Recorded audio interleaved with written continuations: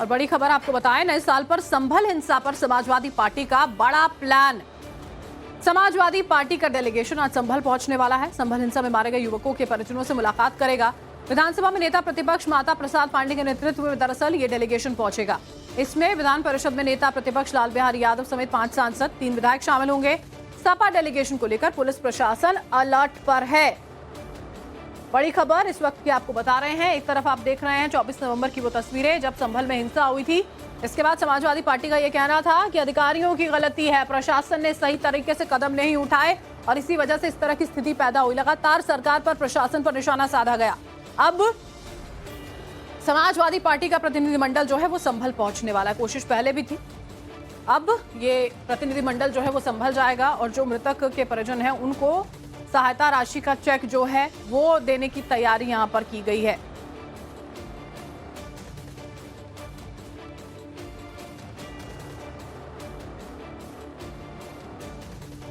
और देखिए पूरा का पूरा डेलीगेशन समाजवादी पार्टी का पहुंचने वाला है। इससे जुड़ी और जानकारी जो है वो भी आपको यहां पर हम बता देते हैं।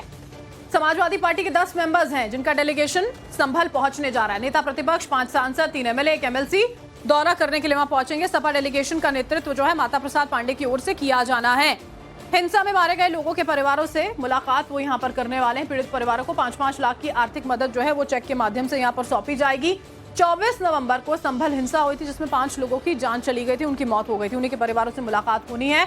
दौरे को लेकर अभी फिलहाल पुलिस और प्रशासन काफी ज्यादा अलर्ट नजर आता है। स्थिति नियंत्रण से बाहर ना हो, किसी तरह की समस्या ना हो, ये बात जो है वो ध्यान में रखते हुए अलर्ट पर है प्रशासन। और संभल में बावड़ी की खुदाई 10वें दिन भी जारी है। ये दूसरी खबर हम आपको बता रहे हैं। बड़ी खबर संभल से जुड़ी हुई है। समाजवादी पार्टी का प्रतिनिधिमंडल पहुंच रहा है और 10वें दिन बावड़ी की खुदाई भी जारी है। खुदाई में 16 सीढ़ियां मिल चुकी हैं। संभल के जामा मस्जिद के साथ में पुलिस चौकी जो है सामने वो भी यहां पर बनाई जा रही है। नींव भरने के बाद दीवारें बनाई जा रही हैं। मुख्यमंत्री आवास में भी शिवलिंग है, इसकी भी खुदाई होनी चाहिए। सच में हमारा मानना, हमारा भरोसा है कि वहां पर एक शिवलिंग है, उसकी खुदाई के लिए हम सब लोगों को तैयारी करनी चाहिए।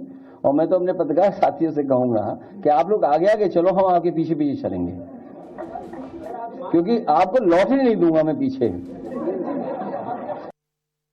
उनको ये मालूम नहीं है कि शिवलिंग किस चीज का प्रतीक है।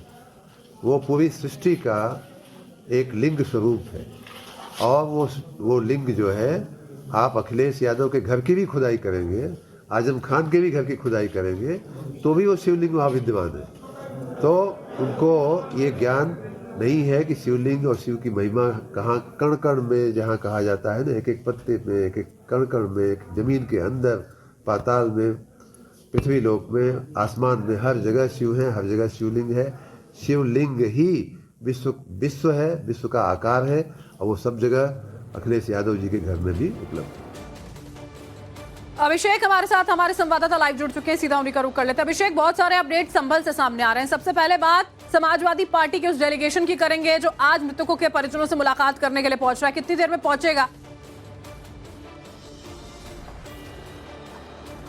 देखिए, बिल्कुल आज समाजवादी पार्टी का डेलीगेशन 2 बजे करीब संभल पहुंचेगा और उसके बाद 5 बजे तक संभल में रहेगा। 10 लोगों का ये पूरा डेलीगेशन होगा जिसमें 5 सांसद होने की जो है वो सूचना अभी सामने आ रही है, जिसमें इकरा हसन से लेकर जो जियाउर रहमान है, हरिंदर मलिक है, उनका भी नाम निकल के सामने आ रहा है कि वो संभल पहुंचेंगे और जो मृतक के परिवार वाले हैं उनसे बात करेंगे और जो आर्थिक मदद है वो भी देने की बात सामने आ रही है। इसके अलावा जो 5 विधायक है वो भी साथ में मौजूद रहेंगे। सबसे पहले 2 बजे वो पीडब्ल्यूडी गेस्ट हाउस में पहुंचेंगे पूरा डेलीगेशन और उसके बाद वहां से वो साथ निकलकर इसी संभल एरिया में पहुंचेंगे जहां मौजूद है। इसी एरिया के पीछे जो है वो पहले हिंसा हुई थी और यहीं पे जो है वो घर है उन लोगों का जिनकी परिवार में जो मौत हुई थी और वहीं पे आज समाजवादी पार्टी का डेलीगेशन के पहुंचने की संभावना है और उसके बाद वहां वो मुलाकात करेंगे।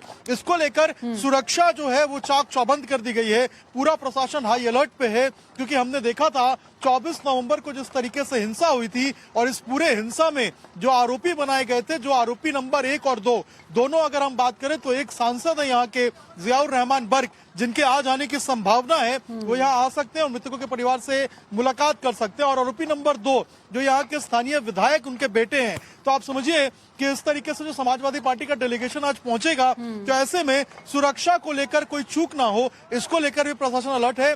2 बजे एसपी की डेलीगेशन की टीम पहुंचेगी संभल और 5 बजे तक उनके रुकने का यहाँ पर प्लान। एसपी अध्यक्ष, समाजवादी पार्टी अध्यक्ष अखिलेश यादव की ओर से कई तरह की बयानबाजी सामने आई। अभी की अगर हम बात करते हैं, जो लगातार वहां पर एएसआई की टीम्स जो है वो यहाँ पर निरीक्षण कर रही हैं, उसको लेकर भी सवाल उठा रहे थे। उन्होंने ये तक कह दिया कि मुख्यमंत्री आवास में भी शिवलिंग है। राजनीति करना, सवाल उठाना अलग बात होती है, लेकिन धार्मिक आधार पर तंज कर रहे हैं, हास्यास्पद सा बना देते हैं मुद्दे को जो गंभीर होते हैं।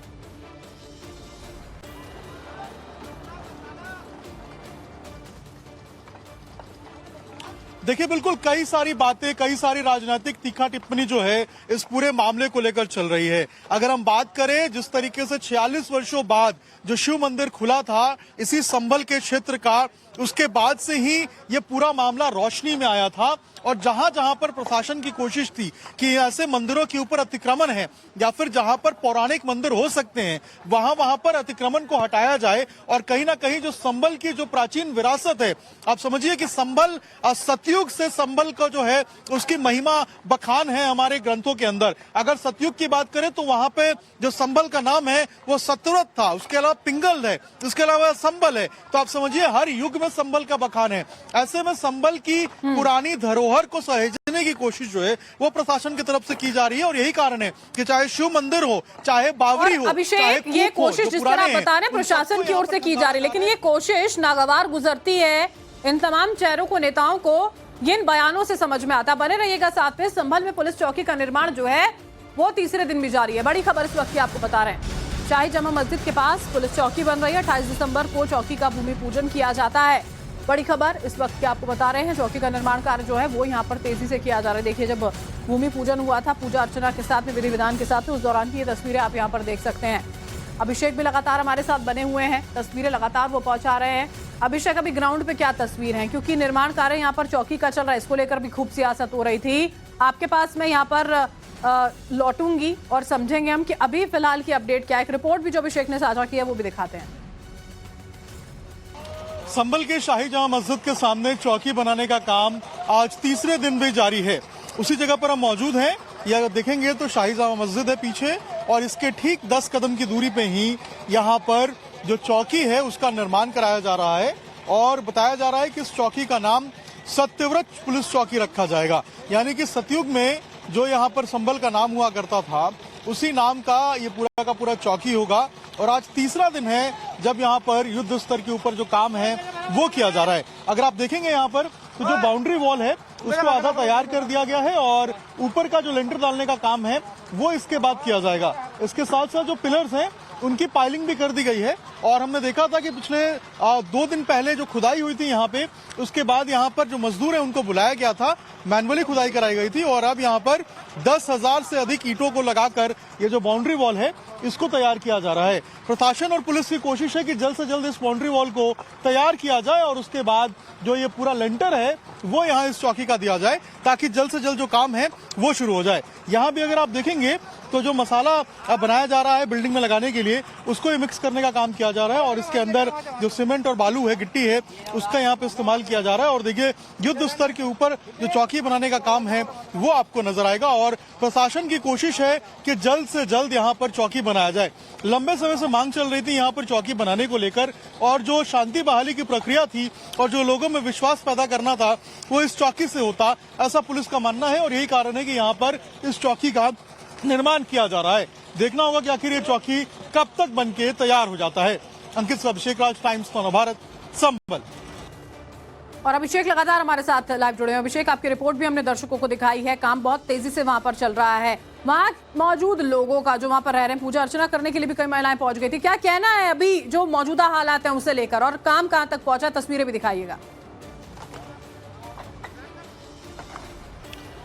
देखिए बिल्कुल सबसे पहले तस्वीर देखिए, ये शाही जामा मस्जिद है और शाही जामा मस्जिद से ठीक 10 कदम की दूरी पर इस पुलिस चौकी को तैयार किया जा रहा है। अगर आप इधर देखेंगे तो यहाँ पर 10,000 ईंटें कल मंगाई गई थी और उसके बाद अब देखिए ताबड़तोड़ युद्ध स्तर के ऊपर जो यहाँ पर चौकी बनाने का काम है वो किया जा रहा है।